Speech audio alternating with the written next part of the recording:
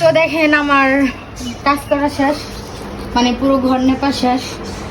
তো ঘর নেপতে হচ্ছে যে আমার প্রথমত আমি কাদা নিছি, তারপর হচ্ছে যে পুরা নিছি, তারপর হচ্ছে যে গোবর নিছি।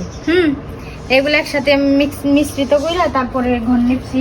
তো যাদের এলাকায় মাটির ঘর আছে বা মানে এরকম কোনো ঘর আছে, ডুয়া নেপা, তারপরে অনেক কিছুই নেপা পোছা হয়, তো যাদের আছে এরকম ঘর তারা এইভাবে নিতে পারেন।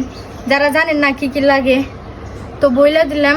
আমার অবস্থা খুবই খারাপ, দেখতেছেন আজকে প্রথম ফার্স্ট ঘর নিচ্ছি। একটু ভালো করে দেখাও, দেখছেন অনেক সুন্দর হয়েছে। সবাই কমেন্ট করবেন আমারে কেমন লাগতেছে, আমার অবস্থা কেমন, আর হচ্ছে ঘর কত সুন্দর করে লিখছি। যদি ভালো হয় তাহলে কমেন্টে বলবেন, ঠিক আছে? Thank you.